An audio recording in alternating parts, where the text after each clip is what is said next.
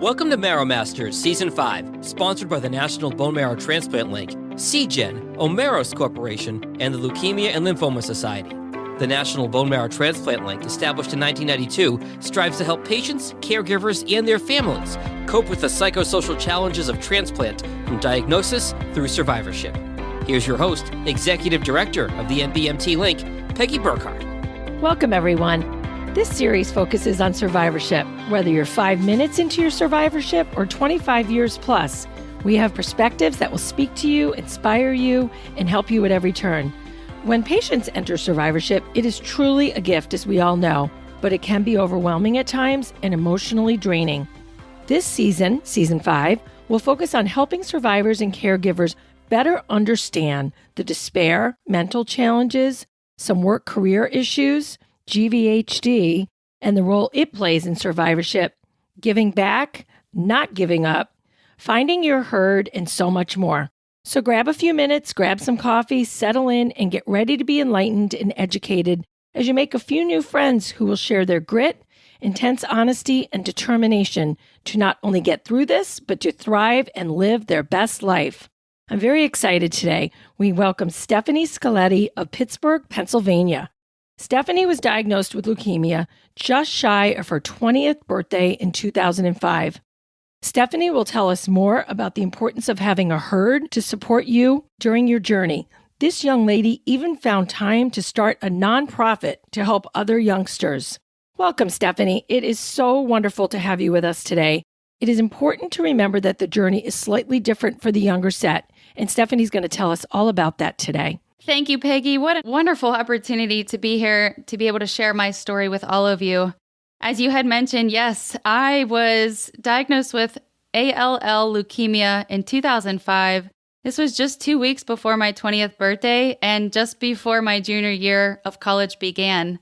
As you can imagine, Peggy, in 2005, life as a young adult cancer survivor was much different. Life, period, was just different 15 years ago. Facebook was just launching. There wasn't an Instagram, a Twitter. There weren't any virtual programs, that's for sure. And as I was experiencing cancer, I was by far the youngest in the hospital and also in the outpatient cancer center treatment facility. And I struggled just to find other young adult survivors to connect with. Now, if you ask me if I were to look for a support group back then, I can't tell you that I would have joined one. All I wanted to do was see someone that looked like me, because the experiences that I had, the challenges that I faced, losing my hair twice and putting college on hold and just trying to figure out what life was like now for me was very challenging. And nobody, even my family, my friends, nobody could relate. And so at the time when I was diagnosed, I was going to college to be a pharmacist simply because I got good grades in math and science, if I'm honest. But after having leukemia and pretty much sharing my story as an open book from day one of diagnosis, I knew that I had developed this new purpose and especially a new passion. And so I ended up changing my major to social work. I earned my bachelor's and master's degree at the University of Pittsburgh main campus. I graduated with my master's degree in 2010, and ironically, a month later, I started working full-time for a local cancer charity here in Pittsburgh, Pennsylvania. And the opportunity that I had came to me in 2012 when I developed a young adult cancer support group. And that was the kickstart of the rest of my life, pretty much, is what I'll get to. Because I started leading young adult cancer support groups within 2 years of hearing their needs and starting to build a community that really felt like we were onto something. In 2014, I expanded the program, knowing that young adults, while it is essential for them to talk about the cancer and all the challenges that it brings to our population, who we say are 18 to 39 when diagnosed, there's so much more that they need. And what they needed were socials, opportunities to get out of the house, have some fun, build friendships with their peers who can relate, and also a great need for financial assistance. As people can imagine, when you're a young adult in your 20s and 30s, generally speaking, when cancer affects you, you are either in college, just transitioning to early adulthood. You're trying to gain some independence. You're just starting to invest. You are building families. I have had people who have been pregnant when they're diagnosed or planning their weddings. And it just is the biggest disruption that they don't ever see coming their way. And so the baseline model that I had developed in 2014 was meeting their emotional, social, and financial needs. And we'll get into a little bit later on how that grew beyond my intentions. So fast forward to 2019, I had been growing this community and we've been doing a phenomenal job at doing it. I was running an annual event to fund the financial assistance and socials that we provided. In 2019, I was honored as a 40 under 40 honoree in Pittsburgh for positively impacting this young adult cancer population. So we were starting to get recognition and really starting to be known as the young adult cancer support community in Western Pennsylvania. So by the end of 2019, I looked at my husband and I said, I think I've grown this to a point where I need to do some major changes. Something bigger is ahead of us. Wow, Stephanie, that is quite the story. One thing I remember hearing too about young adults having cancer is that a lot of times they're depending on their friends to be their caregivers because they're out of the house.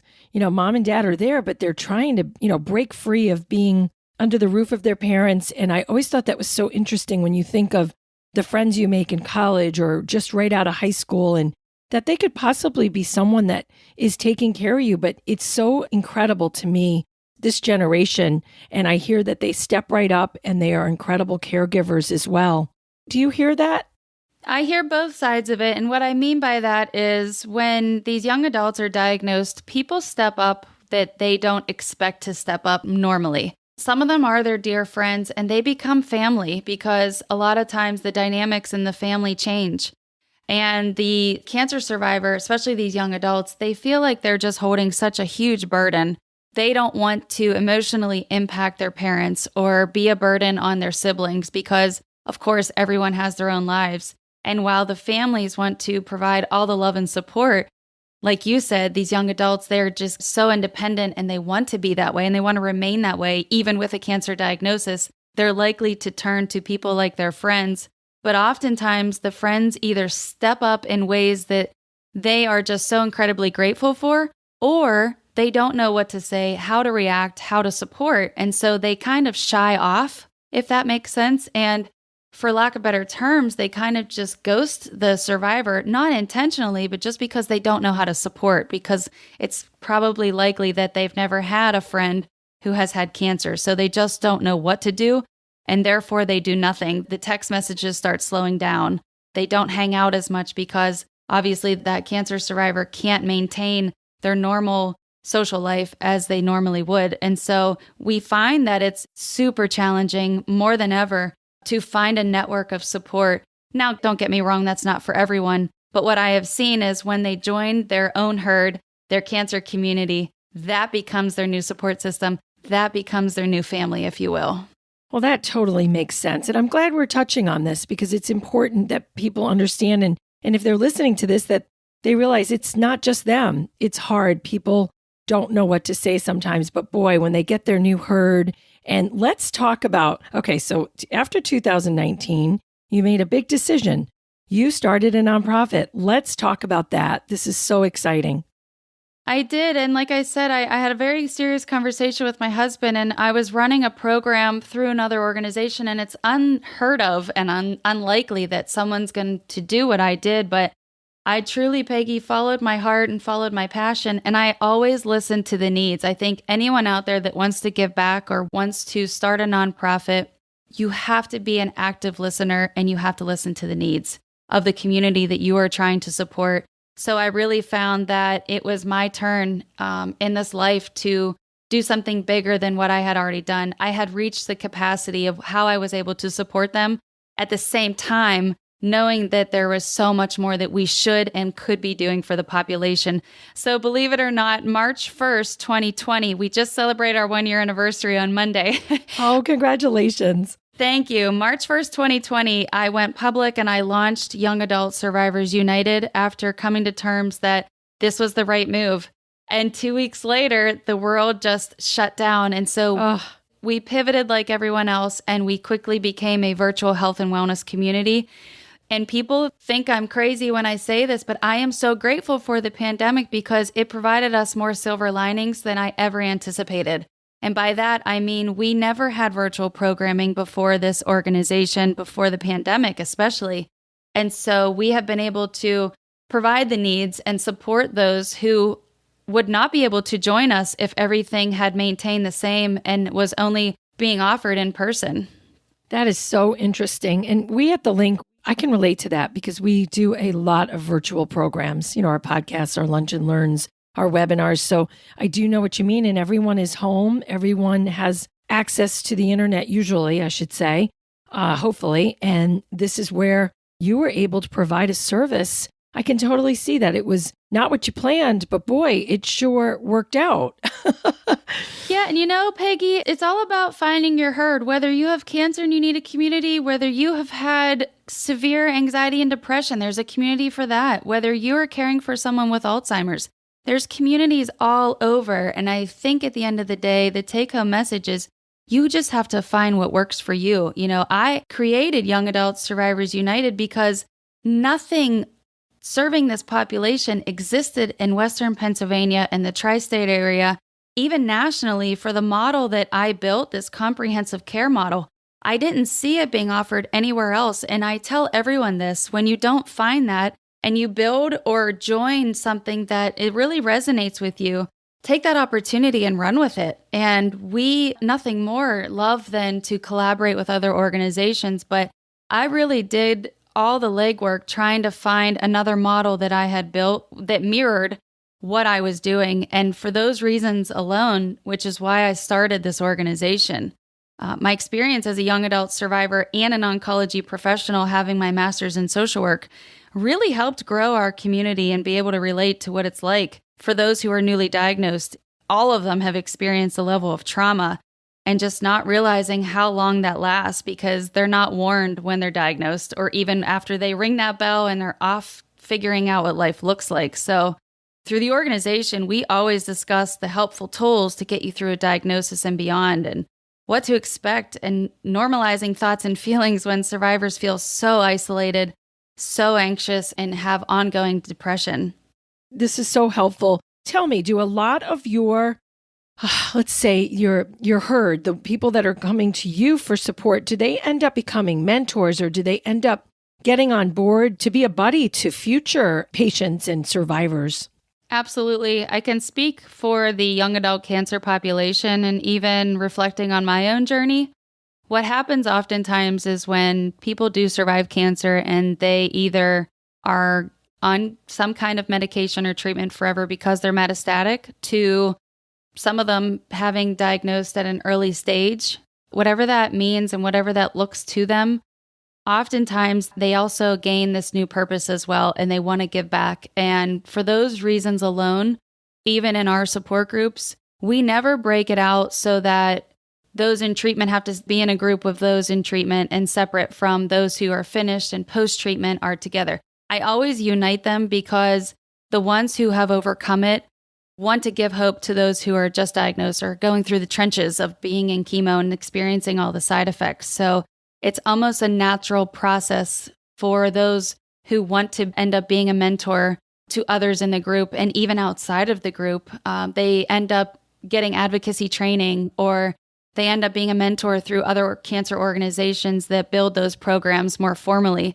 Something like similar to Immerman Angels. I have had several of the survivors in my program become mentors through Immerman Angels. So that is why I think it is so key to always collaborate and network with other organizations so that the constituents that you're supporting know that these opportunities are available. But I can tell you that I have learned of all the mentorships that have just naturally been built through my organization that I personally don't experience and I don't witness during our groups, but I find out at a later time that these natural connections just happen.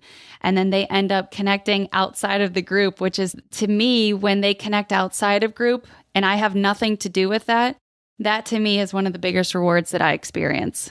Oh, Stephanie, I can so relate. We used to do a 4-week teleseries And four Tuesdays in a row for an hour and a half, a group of about 10 people would be on the phone. And it was incredible to me by the end of the fourth week, the bond that we all shared, and especially for all of them. And there was always that one person that was just a natural leader that would take the group. And I would find out months later that group still did their calls.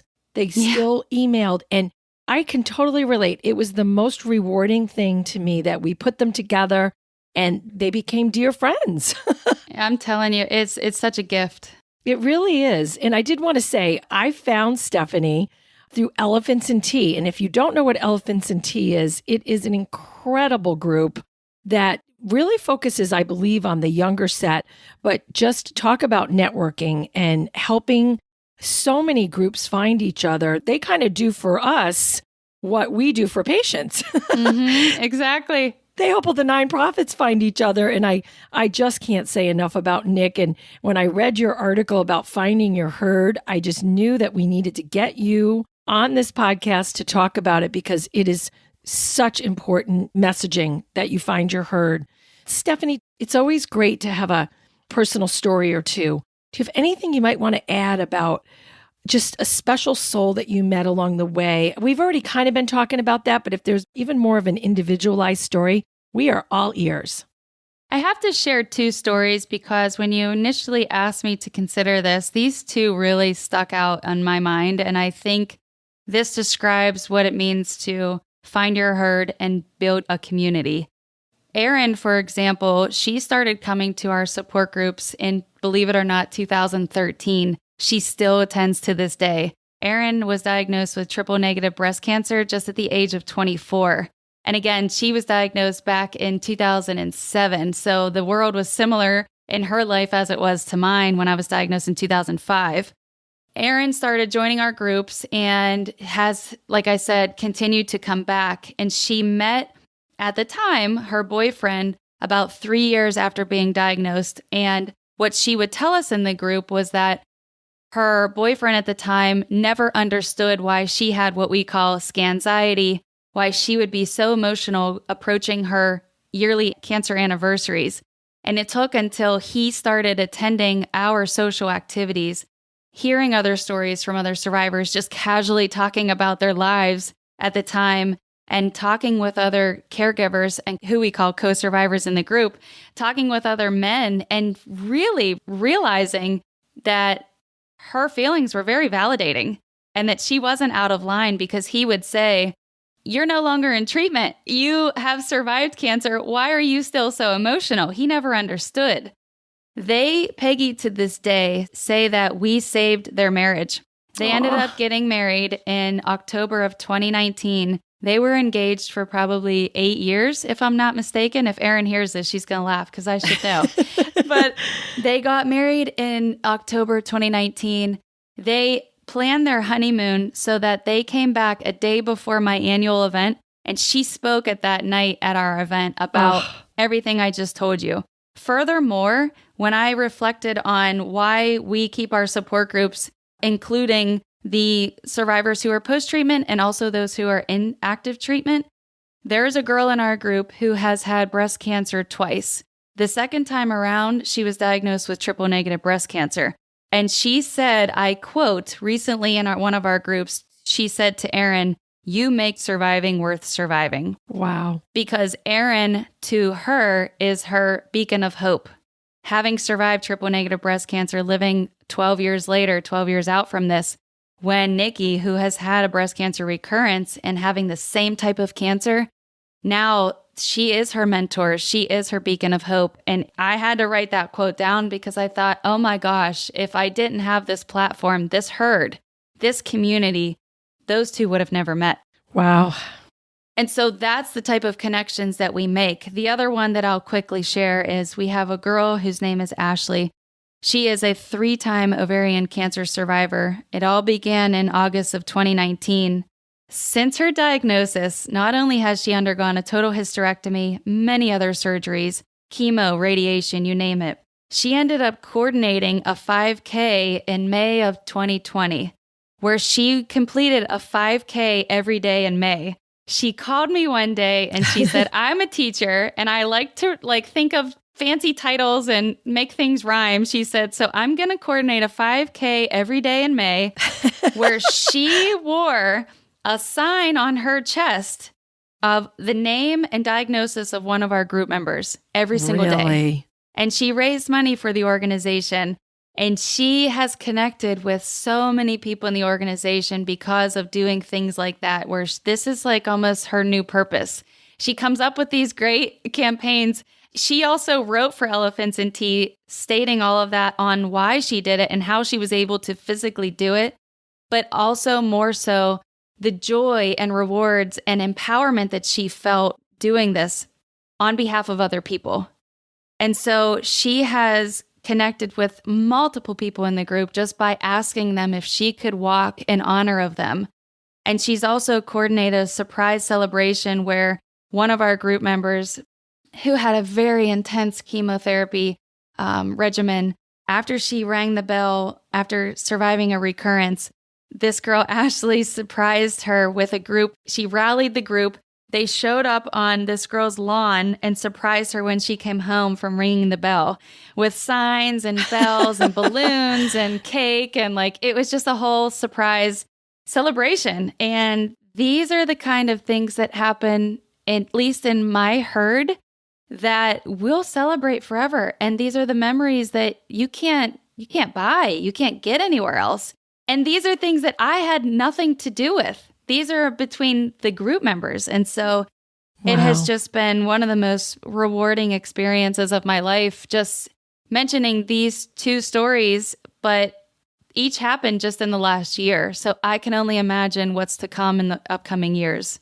Well, you have a very cool herd and a very kind herd, I will say, because these are very inspiring stories. This is why we do this, because we all need that inspiration and that love and that hope. And boy, Stephanie, you sure provided that today. And I just wish you all the best with your nonprofit and whatever the future holds. Do you see it going national, or do you like being in your region? What do you think?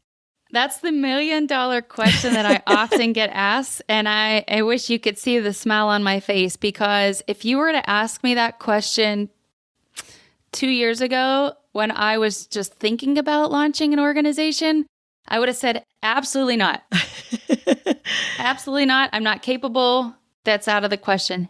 Now, being a virtual health and wellness community, but also seeing the level of impact that it makes when you have in-person support, what I foresee over the next 5 years at a minimum, if not longer, is having a hybrid model. I do see us going national because even in this past year, we now have cancer survivors joining our programs from 18 different states. So in a sense, we are considered national, but as far as the financial support, that remains local just because we don't have the means and the capacity to expand it. But I will tell you this, I will continue to listen to the needs and do anything I can to meet them.